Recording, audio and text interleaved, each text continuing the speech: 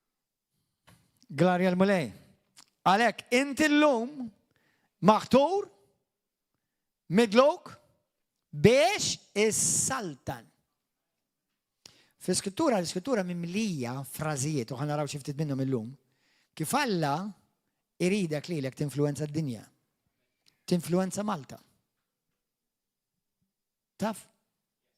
Pajjiż sieħ, mhux ġast in-nanna u l-kuġina jew il-mara u r-raġel u tfal. Tinfluenza Malta sħiħa.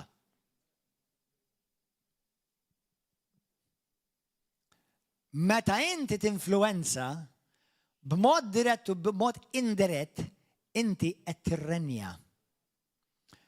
Min hu mbierek u jaf jgħix fil-barka jirrenja. Tifhmuha? You reign. You walk in dominion. You walk in authority. Tgħix f'awtorità. Tgħix f'qawwa. Amen? Halleluja. Aħna fl-Iskrittura fil-ktieb ta' Galatin kapitlu 3,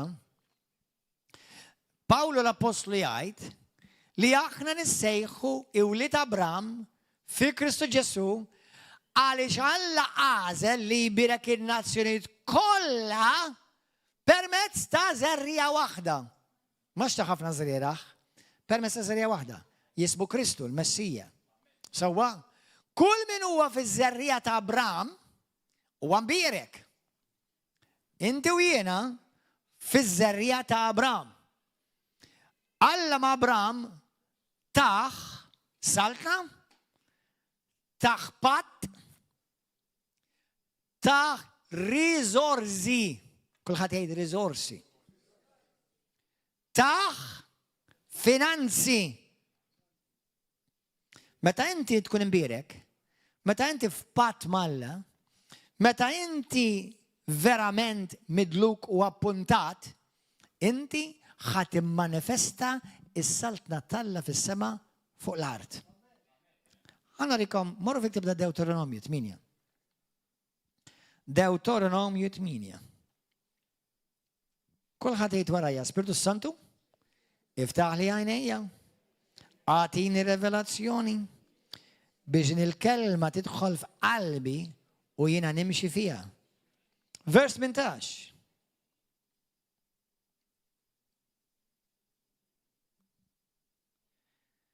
Dan huwa kapitlu sabiħ, mhux ħanaqraw kollu, ma mmorru d-dar u aqraw. Ħanaqra minn vers 17 anzi. Ma għandekx tajt f'qalbek il-ħila tiegħi u l-qawwa tiegħi tajidi kisbu li dan il-ġid kollu, kulħadd jgħid ġid. By the way, il-kelma ġid, prosperità. Issa, prosperità mhux biss flus, prosperità anke fis-saħħa, prosperità fil-paċi, prosperità fil-mħabba. Ħanejt xi ħaġa, għada mhux ħatkellem jiena, ma ħanejt xi ħaġa ġili ra meta taqraw il-Bibja tintaqgħu mal-kelma prosperità, olli dejkom. Meta taraw il-kelma prosperità ġifieri ġid. Mhux biss finanzi, ġid, b'mod globali, f'kull erja ġid. Issa, x'taħseb li Alla jrid il-ġid jew irid l-iskarzezza? Irid il-ġid. Amen? Alla jrid il-ġid. U fuq isimgħuni, kull fejn il-Kristjaneżmu daħal il-ġid. Kull fejn jidħol reliġjonijiet oħra daħlet il-mewt. Is-saħta, id-dlam. Kull fejn jidħol il-liberalizmu sfrenat, antikrist, jidħol il-mewt. Tidħol is-saħta, tidħol l-iskarzezza. Fejn jidħol Kristu u s-saltna ta' Kristu jidħol il-ġid. L-iktar pajjiżi mbirkin fid-dinja għaliex il-Kristjaneżmu rrenja fuq dik l-art. In-nota l-pajjiżi kollha li ċeħdu l-Kristu u ċeħdew il-Kristjaneżmu kollha ta' taħt fuq infern fihom. Mbagħad xi minnhom jiġu pajjiżi fejn hemm il-ġid u jerġgħu jġibu magħhom l-istess infern li telqu minnu.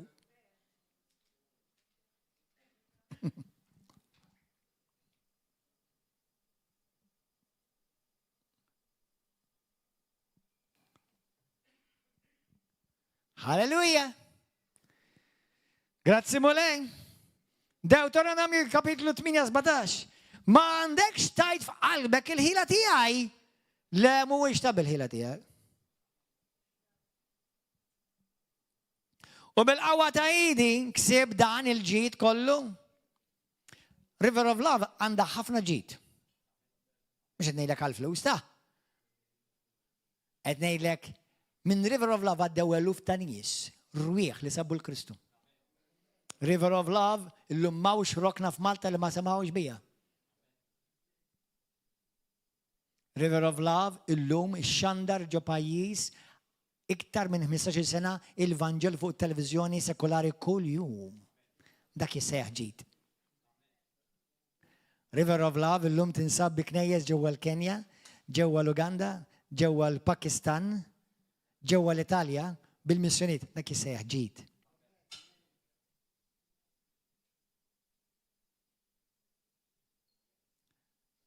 U River of Love, f'isem Ġesus Kristu, ħad kompli tikber u tavvanza u l-Vanġelu ħajjiġi mifrux issa blajna talla meta jiġi dak il-stazzjon ta' televizjoni fidejna biex ikompli jżid il-ġid.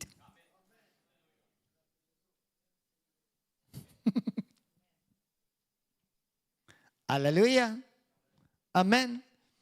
U tħabbix rasek ħadd ma jista' jisħtek għax inti mbirek. Għax l-ebda saħta ma tista' taħdem kontra l-barka tal-mulej. Halleluja, għax dak li Alla birek, l-ebda ħaġa ma tista' tesħtu. Halleluja!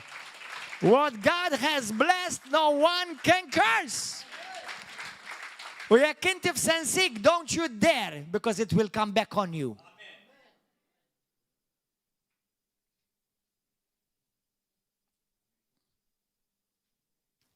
L-iskrittura titkellem. Anzi, ejja narawa. Ġenesi 13. Ma minnu taħan kompli naraw di għax bħassa moħħiet jaħseb ħafna.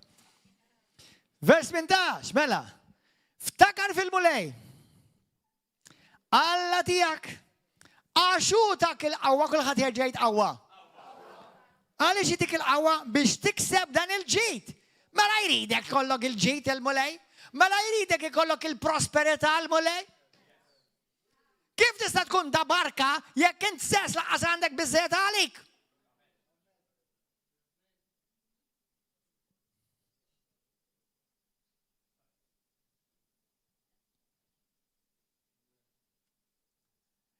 Min huwa mbierek jista' influenza. Ħanejdukom aħwa. Bħalissa għaddejjin minn żmien ta' elezzjoni. Eluf kbar ġew minn fuq, kif tgħidha? Minn fuqha intnefqu għal kampanja elettorali sewwa. Għal kampanja biex jidru Halloween u sbieħ u l-idejja magħna. Kważi bdejt ġi Ġesu. Reġa' wasal.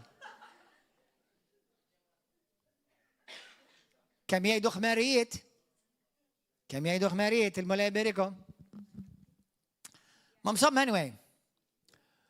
U nibda ngħid daw. Min issapportjahom f'daw l-eluf kbar jekk mhux miljuni biex jagħmlu dil-kompanja? Għajli min? Il-fqir taħseb għenhom? Dak li qas jista' jilħaq mal-paga u f'nofs il-ġimgħa tiġi spiċċatu l-paga taħseb li dak li qed jgħinhom biex jmexxu dil-kampanja? Imma taf min qed jgħinhom? In-nies li għandhom il-ġid. Imma misplaced. Misplaced. Amen aħwa? Sfortunatament li ma ċmili tintafaq bl-aħjar mod. Mhux qed ngħidlek li m'għandhomx ikun hemm finanzi għall-kampanja elettorali. Imma isimgħuni aħwa, id-dinja, isimgħuni sewwa please. Id-dinja ma tiddejjaqx iċċappaslek il-ġid tagħha ma' wiċċek. Imma l-Kristjani jistħu u jibżaw. Abram ma kienx jibża ta'. L-art kollha kienet taf li Abram kien imbierek bil-ġid. U ma kienx apologetiku fuqha. Għax il-barka ma kienx bis-saħħa tiegħu, kienet bis-saħħa t'Alla. Iżrael kien imbierek b'kull ġid. U ma kienx jiddejjaq jgħid li aħna mbirkin bil-ġid. Għaliex? Għax Alla qallhom mhux bis-saħħa tagħkom huwa dil-barka, ma bis-saħħa tiegħi. Meta xi ħadd jarak lilek imbierek jgħidlhom bis-saħħa tal-mulej lilu kull glorja u tifħir. U minix ħanapologizza. Amen? Għax Alla birkek mhux imħabba fik imma biex jidher il-kabor tiegħu. Għala xtejt fil-ktib ta' Deuteronomju 8, ftakar fil-mulej Alla tiegħek għax hu dak il-qawwa biex tikseb dan il-ġid biex iżomm il-pat tiegħu. Skop.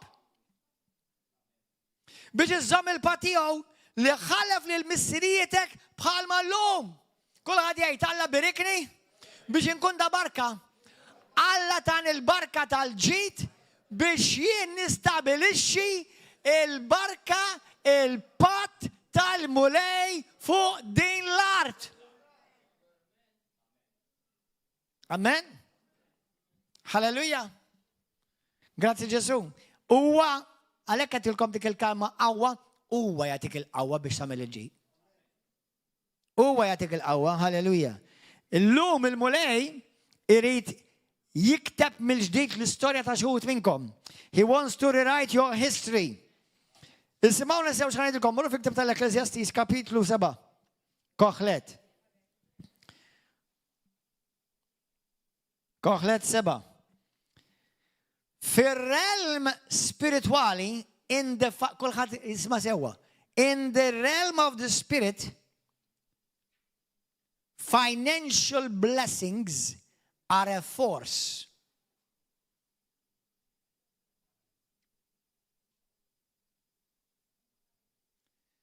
Fid-dinja spirituali, il-barkiet finanzjarji huma saħħa, huma qawwa. It's not just about money. It's how that money is influencing the kingdoms of this world. Tifmuħwa? F'waħda mill-iskitturi ta' Eżajja nsejt li ma' eżatt vers, imma Alla jgħid lill poplu tiegħu, intom tkunu poplu li isselfu l-ħadd ieħor. Mhux intom tisselfu. Dak taf xi sejħ dak il-poplu imbierek b'kull ġid. U hekk għandu jkun. U hekk Alla jridek tkun. Ekklesjastis 7 vers 12.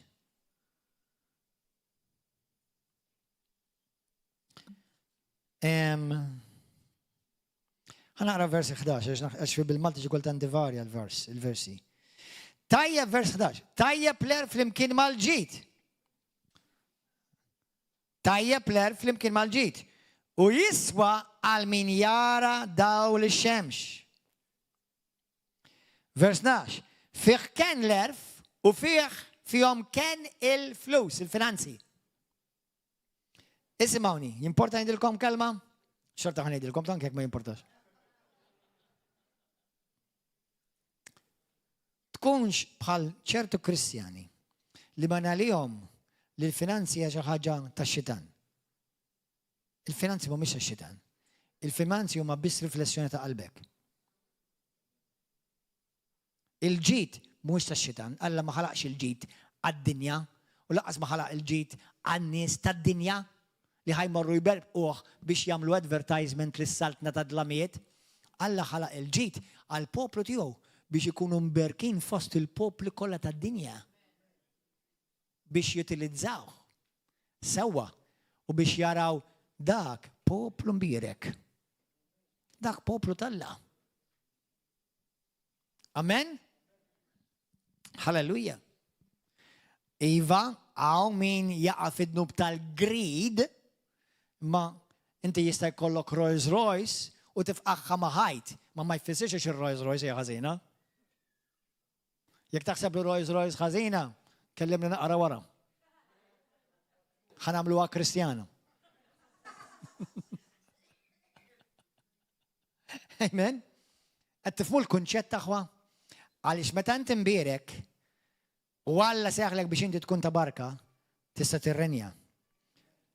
Meta inti imbierek u tirrenja, tinfluwenza. U meta tinfluwenza, naraw il-weda tal-lasseħ sir. In-nazzjonijiet kollha jiġu lejk. Taf li tgħid l-Iskrittura? Nations will run to you. Amen. Halleluja, grazzi Ġesu. Meta inti mbirek, mor fiktib ta' Ġenesi kapitlu 13. Ġenesi 13. Vers 1, Abram talla minn Eġittu u martu u martu b'kull ma kellu u Lot miegħu lejn in-Negev.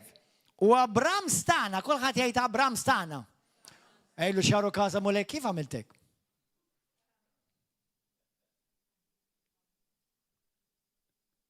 Abram stana.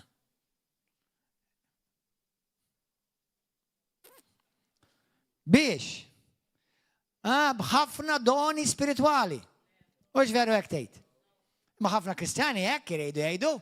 Issa ovvjament ħajkollok doni spirituali, imma hemm xi ħaġa oħra li Alla jrid il-poplu tiegħu li jkollu.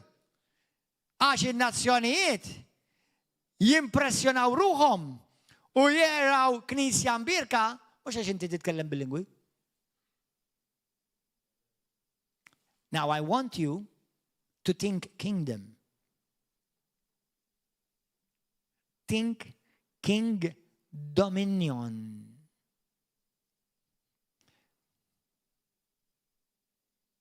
Tabdu xaħġin dawn. U Alla lill-Abram stana ħafna bl-imrieħel bil-ħamru u bil-kirkara.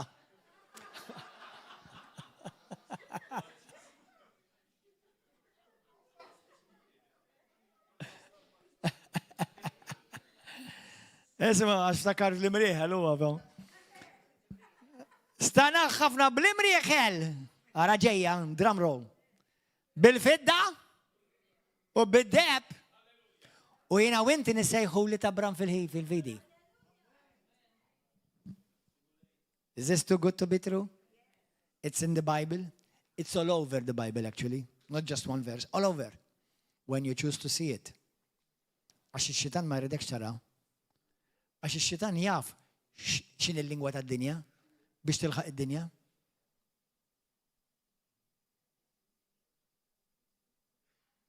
Għal dawk li intom ma kontux tafu, jekk jiena u inti għandna Alla ta' abbondanza, l-oppost huwa l-iskarsezza. L-abbondanza hija barka, l-iskarsezza hija saħta. Alla ma jasħitx il-poplu tiegħu. Però l-poplu tiegħu jistgħu jisħtu l-poplu tiegħu. Alla ma jisħitx il-poplu tiegħu. Bħalma jiena mhux ħanagħmel xi ħaġa biex inweġġa' lill-uliedi. Bħala uliedi llum huma responsabbli biżżejjed jekk iridu jisgħu weġġgħu lil nfushom. Ma mhux għax missierhom meta jwaġġagħhom, għax illum huma kapaċi jażlu u kontabbli. Inta ma taqbdu xi ħaġa? Amen? Alla u Alla ta' barka. Alla ta' Abram u Alla ta' barka. U dik il-barka hija available għal kulħadd, speċjalment meta jidħlu f'patt miegħu fiqbil miegħu u jażlu lill-Ibnu Ġesu Kristu. Għas kontru Romani kapitlu 8 vers 32 tgħidlek. U Alla tana kollox kull manna bżonn apparti li tana wkoll lill-Ibnu Ġesu. Amen? Halleluja. Ħanejlek aħwa kemm tapprezza meta inti tkun taf li inti mbirek u jkollok il-bżonnijiet tiegħek milħuqa u iktar biex tkun ta' barka għal ħadd ieħor ukoll. Meta timrat u m'għandekx biex tixtri il-mediċina, kemm tibda tapprezza? Meta xi ħadd jista' jixtrija? Meta inti ikollok il-kontijiet ma' wiċċek u sena wara sena dejjem blura għax minti xe tlaħħaq mal-ħajja. Dik mhux ħajja ta' barka da. Meta inti xi ħadd jiġi jitolbok lajnuna u inti grazzi mulejt kun tista' tgħinhom. You know how powerful that is? Let me tell you something. Toħduwix ħażina li ħanejdilkom. But when you are helping someone in need, is because you're more powerful than them at that moment. Because the weak don't help the weak. It's the strong that help the weak.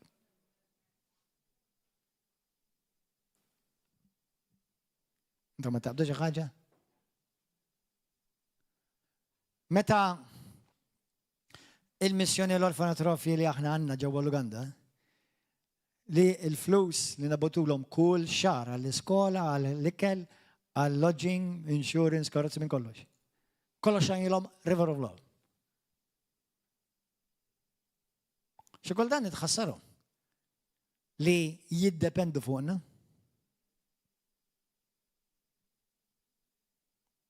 Tajjeb li inti tgħin u jista' jkun li tgħaddi minn żmien fejn kollha bżonn għajnuna, imma tibqax hemm. Don't remain as the always receiver. Seek to become now the giver. Because it's more blessed to give than to receive. Imbirk dak li Kristu. U iktar kun ta' barka li inti tagħti milli tirċievi. Hemm żmien jekk għandek bżonn tirċievi ngħinuk. Aħna maħniex is-social service, aħna saltna. Amen? Imma kemm hija powerful fiha nfisha psychologically when you can help somebody because you are blessed.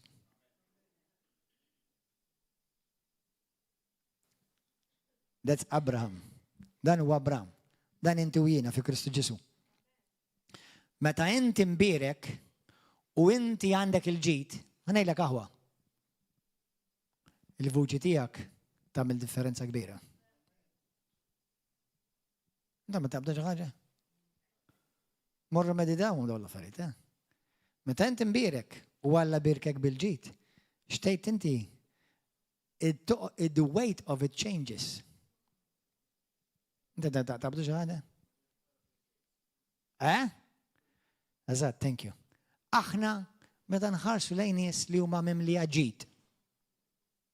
Inti x'tammira nies li għandhom il-ġid jew nies li m'għandhomx għejxa ta' ħobża u ta' lejla. Bħalmi lilmi inti jiena u inti taħdem tagħmel business jew tagħmel karriera biex tkun għar jew biex tkun aħjar.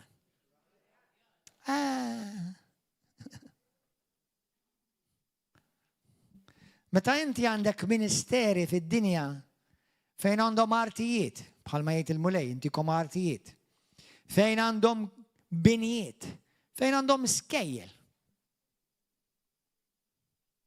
Għaliex taħseb eluf ta' nies ikunu jridu morru l-iskola ta' dik il-Knisja? Għax in-nies kull imkien fid-dinja, kulħadd jixtieq aħjar. U l-Knisja għandha tkun dak li l-dinja toffri l-aħjar. Assaltna talla Alla ta' l-aħjar. Number one ta' l-ibnu. U tana l-barket kollu li għanna bżon miegħu. Amen. Halleluja. Nisimgħuni aħwa. Fil-Knisja fil-Skrittura titkellem kif aħna u jiena u inti nonaraw l-Alla. U meta nonaraw l-Alla, hemm xi ħaġa fil-realm spiritwali li tattiva dawn ir-realtajiet fil-ħajja tagħna. Għaliex mill-lat ta' wirt dawn ir-realtajiet jappartjenu għal kull Kristjan. Ma taf li inti tista' tibblokka daw ir-realtajiet f'ħajtek? Bħala wirt daw kollha tiegħi u tiegħek. Imma meta jiena u inti ma nonarawx il-Alla bil-ġid tiegħek u tinsa dak li jiena u inti għandna kien bis-saħħa tal-Alla mhux bis-saħħa tiegħi. U tinsa tibda taħseb li inti xi ħaġa li inti għax inti ħdimt u għax ida stanejt jew kella kif tgħidha? Stinkajt. U inti tibda taħseb li inti il-powerful jew inti speċjali u ninsew nonaraw lill-Alla. Ħajkom aħwa, meta aħna ma nonarawx l-Alla fil-ġid tagħna fil-finanzi. Skont Malakija 3. Aħna qed niġu kontra s-sema. Kont taf inti? Kontu tafu għadewle. Għat-tċessaw, għaraw. Jekk aħna mela l-iskrittura tgħidlek jekk inti ġib l-ewwel frott li huwa Alla ġibu lejn Alla. X'għid l-iskrittura tgħidlek jiena niftaħ il-bibil tas-sema, twiet tas-sema biex infajħu fuqhom. Abbundanza tant tali li ma jkollhomx biżejjed spazju fejn jitqiegħdu. Mela jekk jiena ma nagħmilx hekk, minflok jinfetħu l-bibil tas-sema x'jagħmlu? Jingħalu. Mela minflok jiena nattira l-barka u l-abbundanza li huwa tiġà lesta lija biex Alla jtihuli u jġibu l-fħajdi, jiena nkun qed naħdem kontra dak li Alla għandu għalija.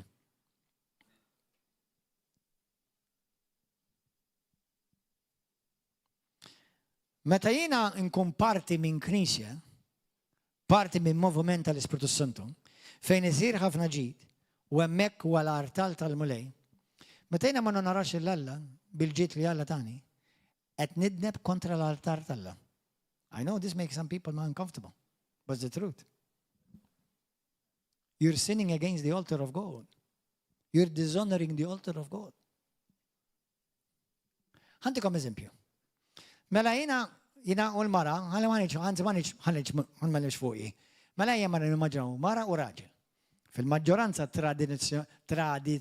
tradizjonalment, il-raġel mora x-xogħol u l-mara tibqa' d-dar trabbilu lieda, jew toħsib id-dar, whatever. Dik tradizjonalment għadha ħafna. Naf li hawn nisa llum il-ġurnata jaħdmu u hawn anke nisa jaqilgħu iktar flus minn żewġhom xi kultant. Sewwa vera wkoll. Imma tradizjonalment. Mela jna mill-mod ir-raġel immur għax-xogħol u minflok il-paga jaqsama ma' martu u ma' walidu immur jagħtiha mar oħra. Jew il-lommu. Tista' tgħinek il-lommok imma ma tmux tagħti il-paga l-lommok. Ejna jekk għandha bżonn lebil għal kollha. Jew il-missier. Jew tienu mur titfaħħu, jew mur tillabhom il-klabb. Bħalma jagħmlu ħafna. Mbagħad jiġu d-dar jippretendu li l-mara ssajjarlhom, il-mara tgħaddilhom, il-mara tnejn tlestilhom u l-paga ħlewa x'imkien ieħor. You know what they're doing? They're dishonoring their marriage covenant.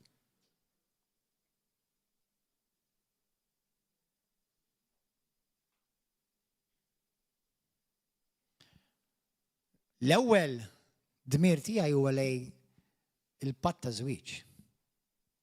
U hemmhekk irid inġib ir-riżorsi tiegħi bħala raġel li naħdem, sewwa il-paga. Fejn jidħlu r-riżorsi tas-saltna, inġib ir-riżorsi l-ewwel frott, l-altar fejn jiena minn fejn iekol. Mhux minn fuq xi ħadd il-YouTube.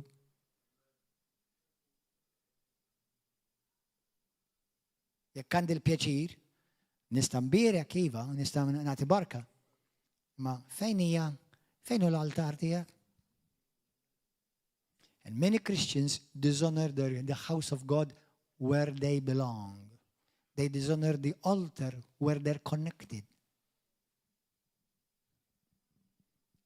It's silent tonight in this church. Are you okay, boys and girls? Hallelujah. Do you still love me? Are you lying? Hallelujah. Hallelujah. Grazzi mulej. Ek tajt fl-iskrittura Malakija kapitolu 3 vers 111. Ma dak fit-testament il-qadim. Esa saħwa. Ma faj fit-testament il-qadim, jew fil-kodba tat-testament il-qadim, li huma prinċipji tas-saltna, mhux bis-salt tal-qadim, huma wkoll għal-ġdid. U għax huma prinċipji, jekk huwa prinċipju, huma għall-eternità. Kontu ta' fuq di? Halleluja. Grazzi Ġesu. Ħafna drabi aħna għandna naraw Kristjani fejn joperaw bil-biża', joperaw bid-dubju. Ħanikom ħaġa. Kamon nkunu sinċira. Jekk l-iskrittura tgħidlek fil-Ktieb tal-Lut kapitlu 11 vers 6 hija impossibbli toġġob bil-Alla mingħajr fidi, vera jew le? L-iskrittura dik tgħid. Mela jekk jiena nopera bil-biża' u d-dubju qed noġbu l-Alla. Meta jiġi għal-ġid, meta jiġi għal-finanzi, ħafna Kristjani jekk joperaw fil-biża' u fid-dubju. Qed noġbu l-Alla meta nopera fil-biża' u d-dubju? Ħanilkom xi ħaġa oħra, one step further. Do you think it is a sin or not? I believe it is. Sanħalli bejnek u bejn mulej. Għaliex dak li jogħġob il-Alla hija l-fidi, li nonorah. Nora lill-sidi.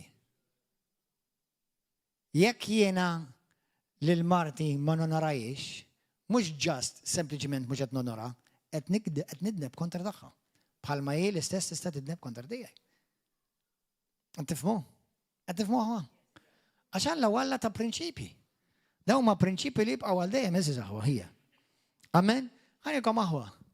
ċertu Kristjani huma salvati. All right, għandhom il-mulej.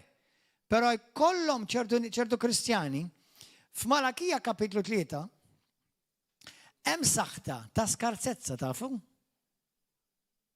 Min ma jarax il-Alla fl-ewwel frott u l-offerti tiegħu x'jgħidulhom. Għandek saħta sa fiex? Fil-ġid tiegħek. Forsi inti salvat, tħobb il-mulej, imma tiftaħ saħta fil-ġid tiegħek. Issa, għaw min u l-lejla fi Semsu Kristu jekk inti ġaħat minnhom daw dil-ħaġa titkisser minn fuq ħajtek. Għaw min li għandu bżonn ikisser patt tal-povertà li ġeja mill-antenati.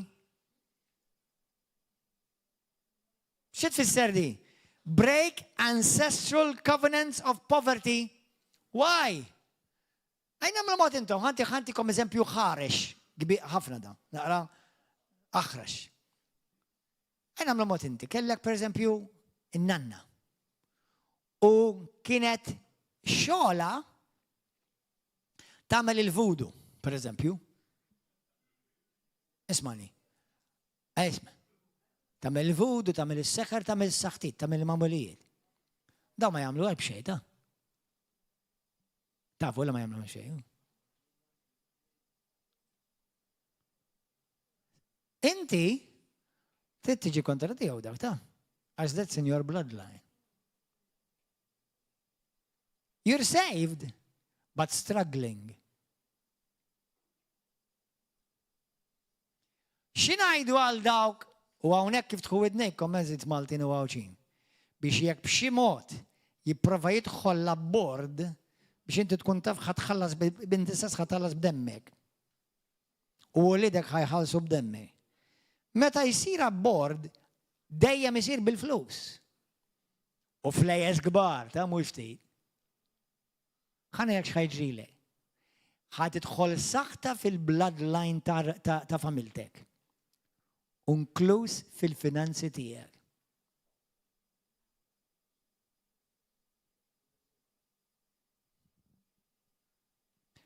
Meta jagħmlu l-abbord u jagħmluha fil-flus, anke jekk iħallas għaliha il-gvern bit-taxxi tal-poplu, xorta bil-flus, u dik iġġib saħta nazzjonali. U spiritu ta' mewt ikompli u jiġi jisterktar b'saħħtu fuq pajjiżna. Għaliex taħseb Alla jgħidilhom fit-tieni Kroniki 7 vers 14, jekk il-poplu tiegħi li jisseħ bismi jumilja ruħu, ifittex wiċċi, jdur mill-ħażen tiegħu u jitlobni. Jiena nisma'hom mis-sema, naħfrilhom nubietom u nfejqilhom xiex. Mela l-artista tiġi mesħuta? You're joking.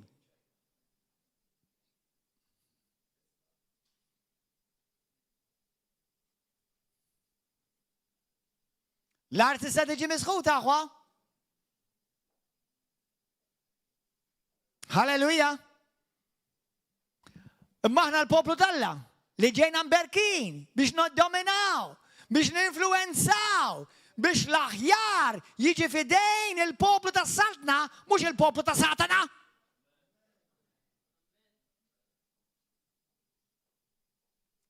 Amen. Halleluja. Shout halleluja. Gloria al-mulej. Isimgħu aħwa. Proverbi 10, morru hemm malajr. Kemm għandi xi ngħidilkom mamma mija? Qed tuħdu pjaċir? Proverbi 10, morru hemm. Vers 22. Il-barka tal-mulej iġġib lana. Mhux lana Maltija ta'?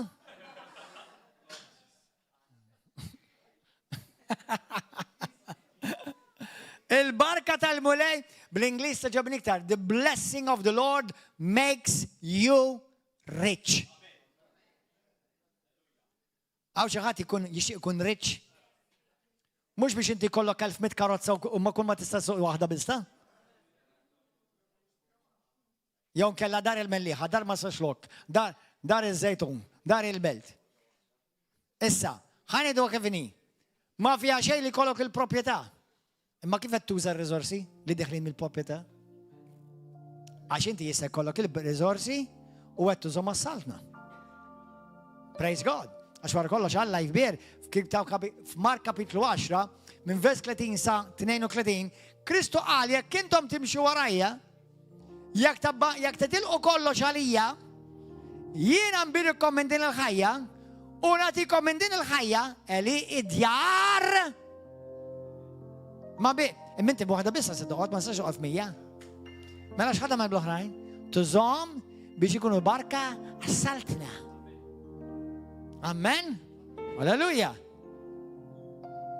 Thank you, Jesus. Il-barka tal-mulej ġibilana u xejn ma jżid magħha taħbit tagħha tagħna.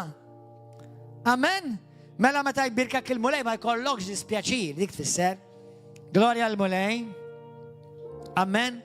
Fil-ktib ta' Deuteronomju, vers 28, thank you, Jesus. Għat jgħidu pjaċir aħwa? Għat għallimtu ċaħġa l-lejla? 28, ħafna ta' xinajdu f'dal l-affarijiet.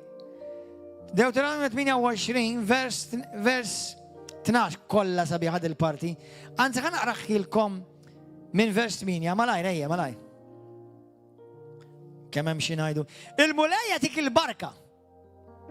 Mela jekk intom ma kontux tafu, forsi għal dawk li intom ġodda fil-mulej, meta l-mulej jgħidlek jiena imbirkek finanzjarment, materjalment, spiritualment u emozjonalment. Bl-Ingliż nippreferija.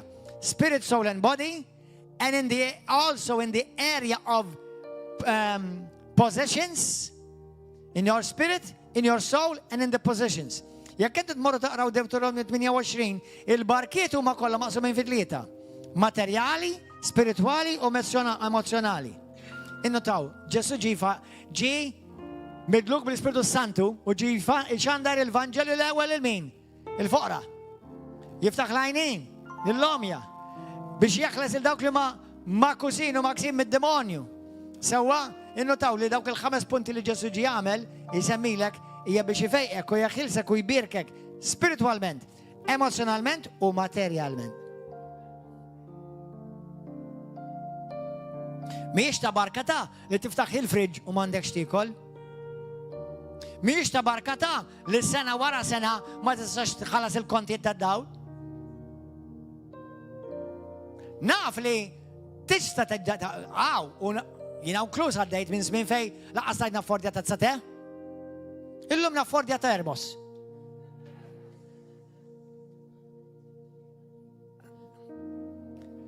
Sewwa, imma li qed ngħidilkom hija di, jekk inti tkompli timxi mal-mulej, isma' tipprovax tixtri lill-Alla għax naf li hawn min jipriedka jekk inti tagħti din l-offerta ħad tkun sinjur, le qalbi ġej mhux vera. Jekk inti tkun obbedjenti u tgħix ħajja ta' Kristjan, tkun mimli ġid. Iva, tkun mimli ġid. Għax dak huwa l-wirtijak fi Kristu Ġesu li Alla wedulek jekk inti parti mill-poplu ta' Abraham fi żerija Kristu Ġesu l-Messija. Halleluja. Amen. Amen. Alla m'għandux xi bless me quick scheme. Le Alla jsejjaħlek jgħidlek jiena tajtek kollox. Issa, tini kollox. U ma tantx kien skambju jaqbillu l-Alla, għax jiena ma kelli xejn, u kellu kollox. Amen. Imma jekk inti tkun committed, fidil, jum wara jum, ġimgħa wara ġimgħa, tibda tara il-ġid jikber fil-ħajja tiegħek. Apparti li ma jkollok l-ebda dispjaċir miegħu. Ma jkollok l-ebda dispjaċir. Għadna kif smajna testimonjanza ta' Fernando. Meta kien fid-dinja, kien jagħmel eluf kbar ta' flus. Imma jonfoq eluf kbar ukoll fid-droga u fil-ħmiġ kollha tad-dinja.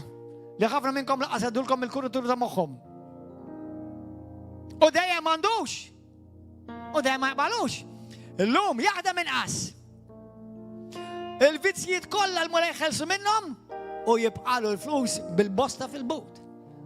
U jonora l-Alla fl-ewwel frod, jara l-Alla fil-frofferti. Jgħin mhux għax nolliħ, imma bħala eżempju. Bħalu u bħalkom hemm ħafna u hekk irid inkun jien. U jien hekk ma mhux qed indoq it-trombi.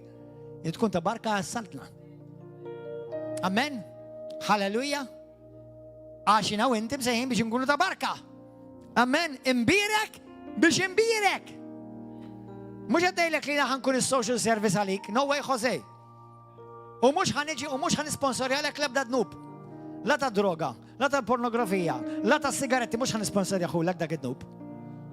U tiġax titlobni l-flus biex intik il-sigaretti, mux ħantik, minix ħantik flus ta' aswan sent tal-sigarett. Biex tikol indik, jekk għandek bżon, u jaqbilek jissib xogħol, għax kella ħad tispiċċa s-sum.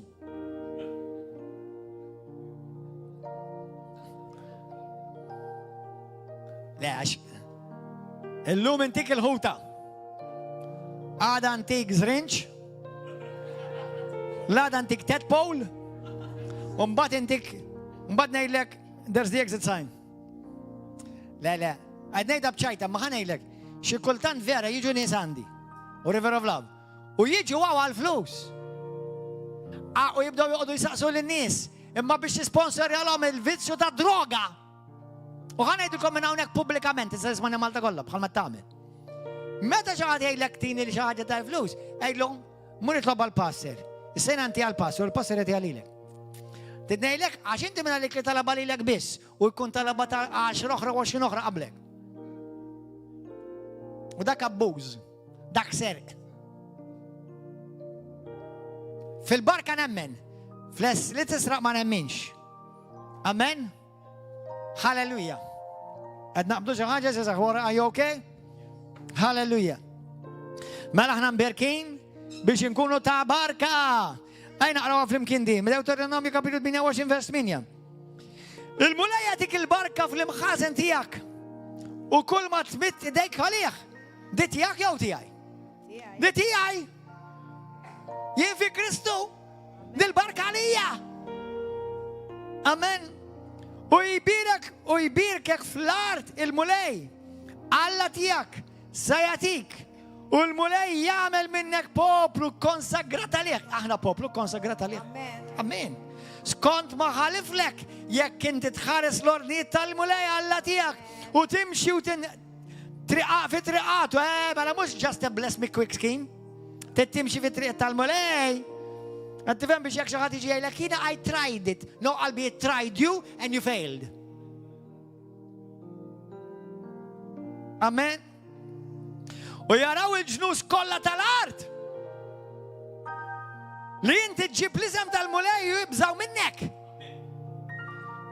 Ma tanċaw ġnus jibżaw mill-knisja ħanejlek. Immek taqra l-atti tal-apostli, il-Bibja tgħidlek li l-ġnus ta' madwar knisja kienu jibżaw minnhom. Amen. Ifawrek il-mulej bil-ġejt. Ifawrek ta' mux ġost jatik barka. Ifawrek. Bil-frott ta' ġufek, bil-frott tal-bejjem tijak u bil-frott tal-art tijak il-mulej ħalef il-misriet il-għatik. Jiftaħ il-mulej is-sama. Mux malakija klieta bis, edha di. Kullim kien mal-Bibja. L-imħazen ta' ġidu u jatik f'waqta ix-xita ta' artek u jbirkek f'kull ma tmitt idek f'għalih. Inti tislef lil ħafna ġnus u inti ma tissellef minn għand ħadd.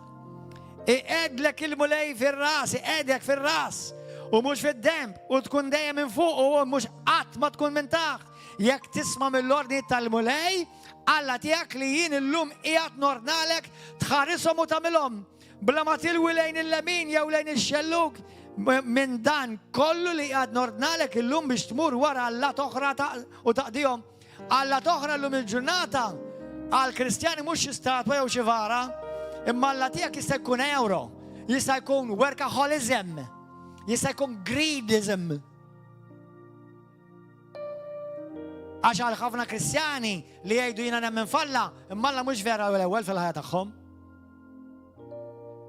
Kristu mhux vera l-ewwel fil-ħajja tagħhom. U ħanejlek ta' meta jiġi għal ġid anka finanzjarju tkun taf fejn hu Alla fil-ħajja tiegħek.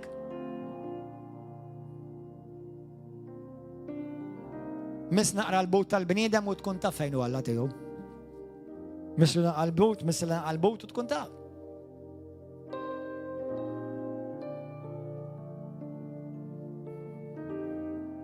Jina winti għanna nifirħu li aħna għanna dan il-ġit li Alla wedna. Imma jista' jkun li bid-diżobbedjenza tiegħi, bil-grid tiegħi.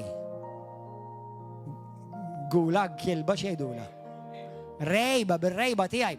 Jien stess qed niblokka l-ġit li Alla jrid jirrilisja li f'ħajti. Jiena nħobb ngħidlek kara. I believe our God is a wise investor. Temmen li Alla huwa wise investor? Now if you, jekk inti m'intix f'dad bil-ftit, taħseb li Alla ħajafdak bil-ħafna?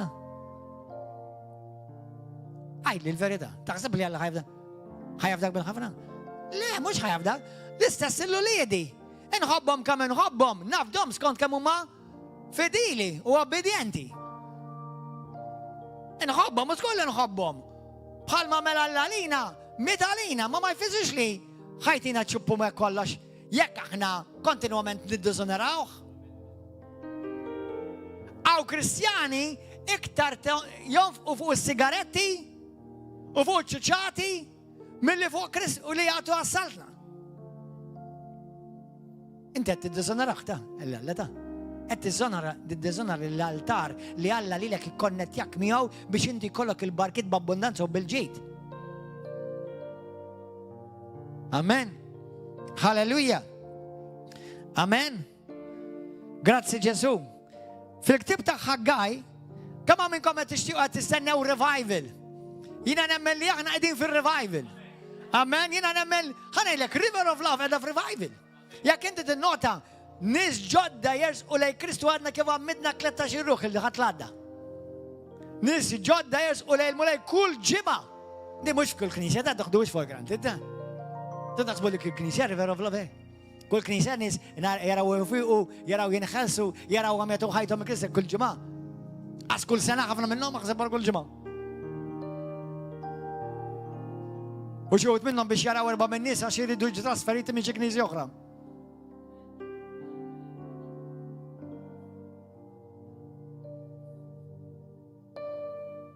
Hello, that's not revival, that's called transfer. Which anyone who honors God should not have anything to do with it. Hallelujah. Amen. Ħaggaj marru malaj.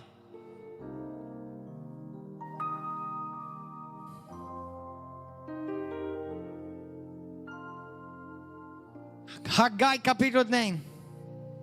Isma' waħwa, il-glorja tat-tempju tal-aħħar ta' żmien. Aħna t-tempju tal-aħħar ta' żmien, tafu?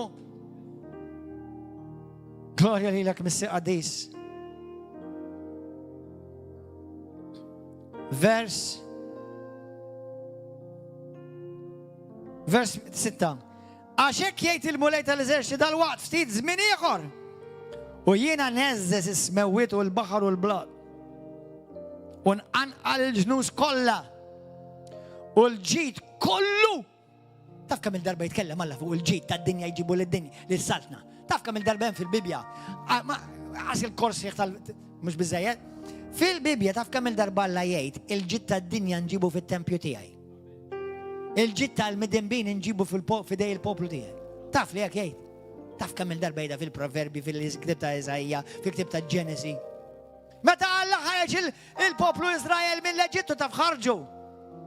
Bir-rikkezzi kollha tal-Eġizzjani ta' għaliex Alla meta jgħidlek barka tfisser imlejtek b'kull ġid. Amen. Ħanejt kelma l-ġaħat li għandha bżonn jismagħha.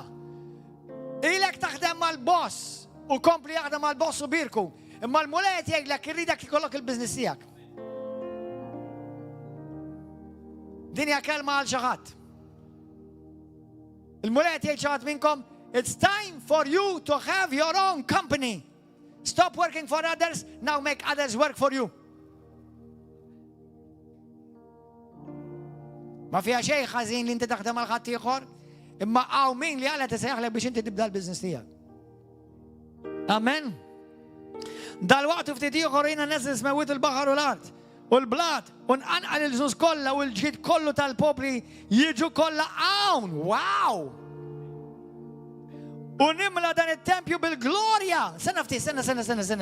Jiġifieri l-glorja u l-ġid għandhom x'jaqsmu 1000% fil-Bibja minn Ġenesis l-Apokalissi. Kull darba li tisemma l-glorja, tisemma r-rikkezzi u l-ġid talla fuq il-poplu tiegħu. Għasan diħin, nixi għandirħin. Nixi għanajdilkom ħanamlu si oħra mill-nqas biex il-lesti l-introduction.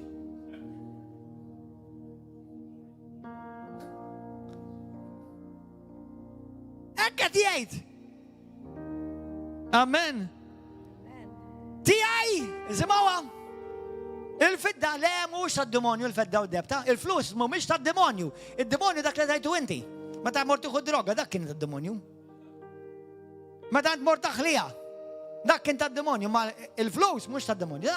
Il-ġid mux tad-demonju. Il-ġid huwa Alla u Alla jrid jiftfaw fidek biex inti tkun ta' barka saltna. Halleluja. Amen. Ara ħanedkom bl-aktar mod ċar. Id-demonju m'għandu xejn ħlief dak li Alla tal-poplu tiegħu tawulu fuq platt. Għax samaw xi ċuċ jgħidulhom għax il-flus tad-demonju. Il-flus, ir-rikkezzi, il-depp u l-fidda kollu Alla. U jista' jsir ħafna ġid permezz tagħhom, amen. Halleluja. Jgħid il-mulej tal-eżerċti tiegħi il-fidda u tiegħi id-depp, oraklu tal-mulej tal-eżerċti. Il-glorja tal-aħħar ta' dan it-tempju tkun akbar minn dak ta' qabel. Jgħid il-mulej tal-eżerċti. U f'dan il-post jiena nagħti slim, oraklu tal-mulej tal-eżerċti. Halleluja. Glorja l-mulej. Thank you, Jesus.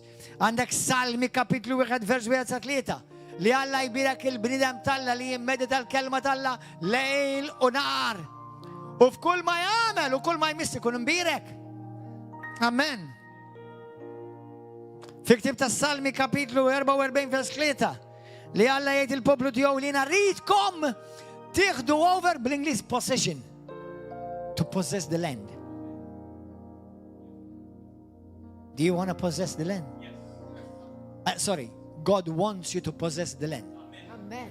Dan l-art hija ta' Kristu Ġesu. Mhijiex ta' Muhammad, mhijiex ta' Allah, mhijiex ta' Buddha, mhijiex ta' Krishna.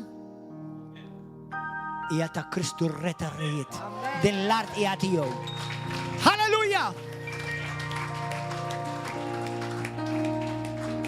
Amen. ħanejt kelma lill-leżies, lil dawk li Alla tant iħobbhom jissejħu Musulmani. Muhammad ma mexi għalik. Kristu għamel kollox għalik. Għal dawk il-kattolċi li għodu jitolbu l-patruni u l-qaddisin ma għamlu xej għalik. Kristu għamel kollox għalik. Għalek u biss jirċiv il-glorja, it-tifħir u l-unur u n-nazzjoniet kollha lilu jadoraw il-ħaddek. Amen. Halleluja. Grazie Ġesu. ħan ispiċċa b'din iskrittura, amen. And woman.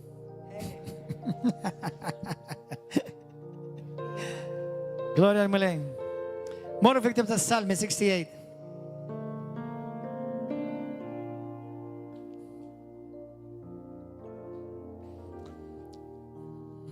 Taf kemm hemm xi tajt, ma qed ngħid Ġesu.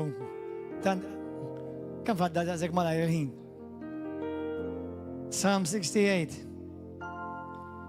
Għaliex qed titkellem fuq dawn l-affarijiet illum.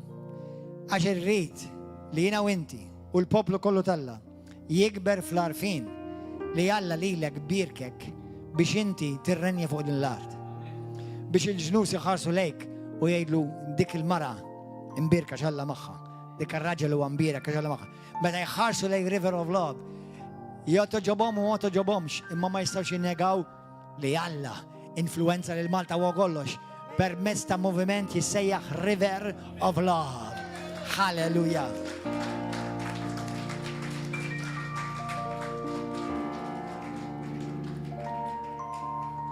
And if you can't stop it, and you can't, then jump and swim with it.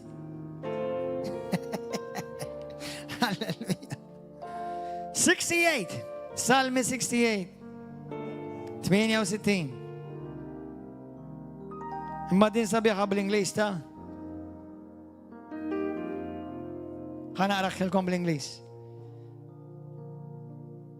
68 verse 19.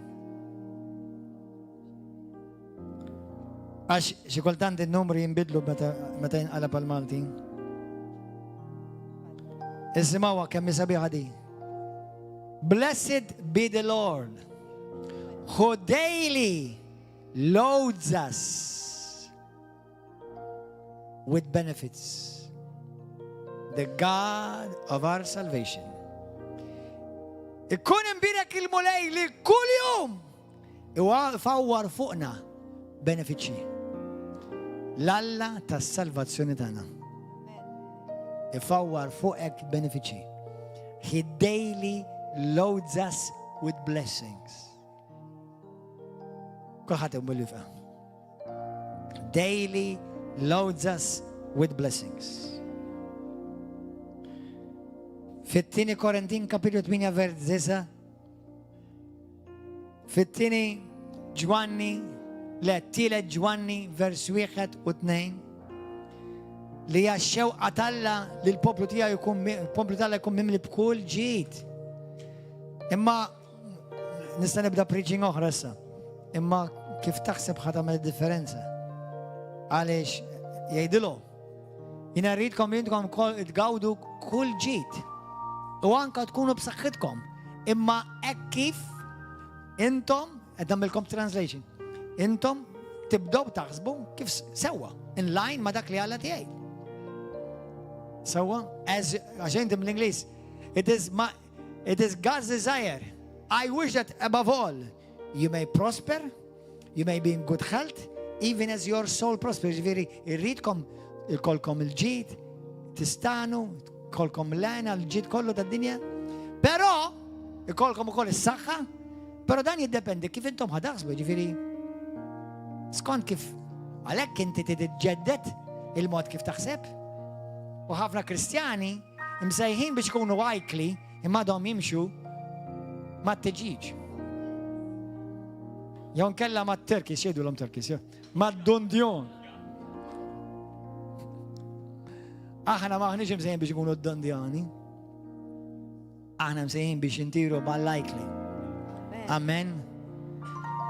Lajkla ma tħaris il-fuq, għax memx iktar ħadd iktar fuq għanna. Għalhekk intom tisejħu r-ras u mhux id-demb. Amen. Il-fuq u mhux l-isfej. Imberkin u mhux l-isfedin. Intom l-ola minn nazzjonijiet kollha biex il-barka li jiena ridit favur nazzjonijiet l-ewwel tad-dibinkom. Amen. Morru għamlu riċerka da daw il-barkiet. L-iskrittura tgħid ukoll Ġesu fuq is-salib bl-Ingliż jgħidlek he became poor u sar fqir għalina. Biex jiena u inti nkunu berkin so that in him we may become rich. Rich fisser ġifieri ma jkun jonqsok xejn dik fisser rich. Però jekk jiena hemm xi area li tonqosni, number one irid tikber fl-arfin. Għax inti jista' jkun pereżempju bravu fuq il-fejqan, ma mbagħad fejn jiġu dawn l-affarijiet ma taf xejn. Jew tista' tkun taf fuq is-salvazzjoni, u mbagħad fuq dawn l-affarijiet ma taf xejn. Allora trid tkollok għarfien. Sewwa jħaftu x'inti ma tistax temmem xi ħaġa li ma smajtx, jew ma tafx fuqha kif ħadd poġġi l-fidi f'dak li ma tafx. Trid tkun għarfi, trid tkollok dal-għarfien. Tittonor lil Alla bl-ewwel frott tiegħek u bil-finanzi tiegħek. Ma sax inti tippretendi li Alla jbierkek sewwa u inti qed tiddisonora lil Alla u l-altar tal-Alla. Ma sax, għax qed tmur kontra l-prinċipji tas-saltina. Alla jħobbok xorta, bħal ma jina nistan ħobb l-ulidu xorta waħda. Ma minix ħanofdom jek mux kapaċi jkunu fidi la faffarizzar. Amen? Halleluja. Jekk jena, meta jkun qed jikbru tfal, inti tibda tofdom, ftit. Ġieli għamiltu hekk ma' wliedkom? Tafdom biċċa ħalli nara kux ħanara kux. U kif tarom li, all right. U tibda tafdom, naqra iktar. U għalhekk din hija mixja, mhux xi quick scheme blessing. Hija mixja fi Kristu. U Alla jridek li inti tgawdi, ġid, għena, barkit u abbondanza. Ġesu jgħidlek jiena ġejt biex nagħti bil-ħajja, nagħtikom il-ħajja u l-ħajja bl-abbondanza. Amen. Biex ma jonqsok xejn. Ma jonqsok xejn ta' ġid. Amen. Għaw xi ħadd jgħidli pastor jiena f'din l-erja għadni qed nistragilja. Kun onest, għaw xi ħadd. Amen. Ħanejdukom bl-aktar mod ċar. Ibda onor l-Alla fil-finanzi tiegħek. Onora. As simple as that. Tadix kas xati għorjajt. Iħna naqdu Alla tabarka. Anka meta tiġi għas-saħħa. Tgħid li jiena għandi ħafna flus, imma għandi ħafna mart. Mela diħlin ħafna, imma ħarġin ħafna u. Mela mhux dik il-barka xejn.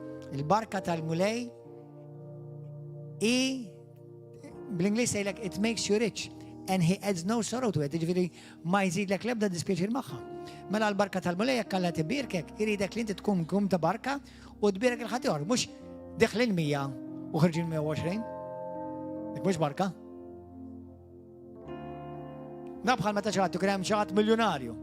Vera daħħal miljun, imma nafaq 2. Mela jien aħjar minnu. Tifhmu? Mela l-barka tal-mulej ma jżidlek l-ebda dispjaċir. Amen. Ftakar di kulħadd jgħid warajja. Il-barka tal-mulej ma żid l-ebda dispjaċir fuq il-ħajja tiegħi. Il-barka tal-mulej itini l-għana u timlini b'kull ġid. Mulej qaddis aħfilli fejn jiena ma onorajtekx fil-ġid li inti fdajt li fidejja. Għalhekk misi qaddis nindem issa stess fis-sem Ġesu Kristu fejn jien ma onorajtekx bil-ġid li inti fdajt li. Millum il-qoddim mulej qaddis irid nimxi bil-fidi bil-bidjenza ta' kull jum wara jum biex il-barka tiegħek taħdem u ma jkun hemm l-ebda blockage fil-ħajja tiegħi. Ibad mulej l-anġli tiegħek biex dawk il-barkiet, inkluż barkiet finanzjarji, materjali, mulej qaddis jiġu f'ħajti fi Kristu Ġesu biex inkun jien ta' barka għas-saltna tiegħek. Mulej qaddis inti jett li l-glorja tal-mulej fl-aħħar żmien tkun akbar minn dak tal-bidu. U jien parti minn din il-Knisja mulej Ġesu. Illum nikkanċella mulej Ġesu kull saħta ta' skarzezza, ta' biża' fis-sem Ġesu Kristu nkissira minn fuq ħajti mulej qaddis. Mulej inti Alla ġenerus. U għamel fija qalb ġeneruża mulej Ġesu. Halleluja, biex ma jkun jonqosni xejn u biex nkun ta' barka għas-saltna tiegħek fis-sem Ġesu Kristu mulej Ġesu. Għallimni naħseb bil-ħsibijiet tiegħek. Għallimni nara kif tara int u tara int l-affarijiet mulej. Illum mulej qaddis nitolbok aħsilni bid-dem ta' Kristu u jekk kien hemm xi saħta li ġaħ daħlet fil-bloodline tiegħi mulej kissira sa stess bil-qawwa tad-dem ta' Kristu minn ġo ħajti. Mulej inkisser kull skarzezza minn ħajti. Mulej jekk hemm mart f'ħajti inkissru f'isem Ġesu Kristu. Għaliex mulej inti ħadd fuqek is-saħta fuqek. Ħadd il-mart tiegħi fuqek. Mulej ħadd id-dnub tiegħi fuqek biex inkun imbirek, biex inkun salvat, biex inkun prosperu mulej u mimli b'kull ġid għal-glorja tiegħek. Mulej mhux bis-saħħa tiegħi, imma bis-saħħa tiegħek. Irċivi glorja, irċivi tifħir mulej qaddis millum il-qoddim. Grazzi Ġesu li inti tallimni u tkompli tġeddid li femti f'daw l-affarijiet. Millum il-qoddim, fis-sem Ġesu Kristu. Amen. Fl-Atti tal-Apostoli kapitlu 2, meta ġie revival, taf ġejlek l-Iskrittura? Meta ġil għaw minn tal-Ispiritu Santu l-ewwel wieħed, l-Iskrittura tgħidlek li ħadd fil-Knisja ma kien jonqsu xejn. Għaliex fil-Bibja kollha morru studjawha, fejn tidher il-glorja dejjem timmanifesta fil-barka finanzjarja. B'serjetà dinilkom? Imma ma tistax tippretendi da kollu u mbagħad tiddiżonara lil Alla? Tiddiżonara xil Alla? Ħanedilkom xi ħaġa oħra. Never speak against the altar of God. That would be another teaching. Fejn ma tafx, jgħidlu moli għallimni. Ma nafx, ma konx naf bijadi, għallimni. U moli għamel riċerka tijak fil-Iskrittura. Amen, halleluja. Jekk hemm affarijiet li inti taf titirranġa u ġib f'alignment fil-ħajja tiegħek ma l-affarijiet mal-pjan tal-Alla, irranġaħ. Amen. Halleluja. Għaw xi ħadd il-lejla kbirek. Halleluja. Irċevejt il-lejla, brother. Amen. Illum nipprovedizza u niddikjara fuq ħajitkom li jintkom poplu kbirek. Li jintkom poplu li taraw il-ġid jimmanifesta fil-ħajja tiegħek. U da kollu li għaddi għandek inti tgawdih u tkun da barka għas-salda tal-Alla. Halleluja. Inti mhux dak li tkun li tissellef, imma inti dak li tissellef. U jekk issellef il-ħuk mingħajr interessi. Amen. Għak l-Iskrittura tgħid jekk issellef il-ħuk, selfu mingħajr interessi. Amen. Halleluja. In Jesus' name. Amen. Halleluja. Ħattu pjaċir? Grazie mulej. Ejan kantaw nfaħru l-mulej flimkien. Go for it. Halleluja. Skrittu għadha kif semmi għal-pastor ukoll, tieni Kroniki 7:14. Famużissima ħafna men kantaw b'revelazzjoni, din hija song antika, ftakart fija u nixtieq naqsam magħkom ukoll, mhux ħaġek. If my people who are called by my name will humble themselves and pray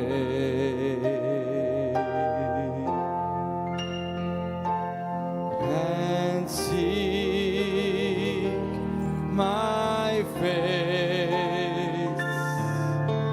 turn from the wicked ways,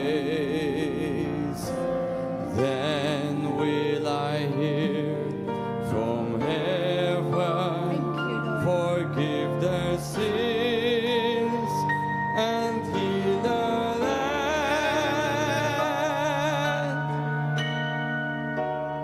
If my people will humble themselves. Halleluja. Eżiza għoda kolla ta' YouTube u Facebook infakrukom għada fil-ħodu fl-10. ħajkonna mistieden speċjali, testimonianza powerful. Ejja una domana fl-10 ta' fil-ħodu l-paċi ma'kom da kolla YouTube u Facebook. Narawkom għada fil-ħodu. God bless you.